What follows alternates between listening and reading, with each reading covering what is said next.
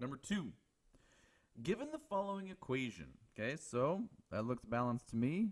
I got some coefficients. I got a 1 to 2. If you don't believe me, check it for yourself. How many grams of hydrogen fluoride gas, right, that's the product, are produced as 5 moles of fluorine react? Here's the fluorine, diatomic molecule, 5 moles of it react. Okay, so remember that's F2. So we have a mole, okay, this is our given. Ooh, here's a mass of our unknown. So this is a mole to mass conversion. A mole to mass, that's another one of our 4 problem types. The only difference between this and number 1 is that we're going to have to throw in a molar mass here, a molar mass calculation. So let's set up our crosshairs. Hooray! Okay, so start with the given. Moles of fluorine. Now, no matter what, I know I need to convert out of moles of fluorine. And I want to go into substance B, which would be the hydrogen fluoride. So I'll go moles of hydrogen fluoride as the numerator. But my final answer isn't supposed to be in moles, it's supposed to be in grams.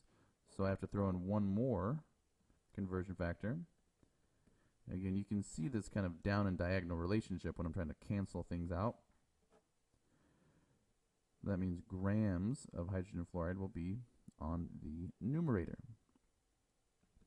Notice the only unit left is grams of hydrogen fluoride. So I know I'm setting these things up correctly in the correct order.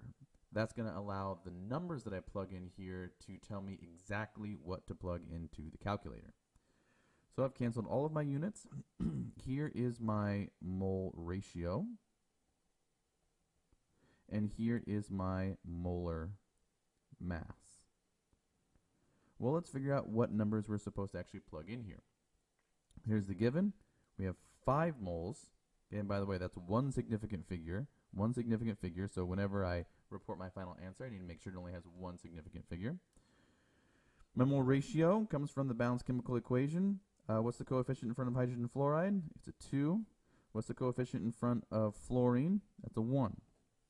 Right? Twice as much product is produced as fluorine reacts. But for every 1 mole of hydrogen fluoride, what is the mass of that?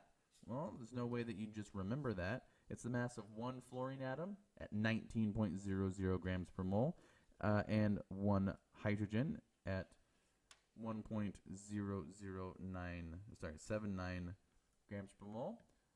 Let's leave nothing to chance and use our calculator. So we have 19.00 for fluorine plus the 1.0079 for hydrogen.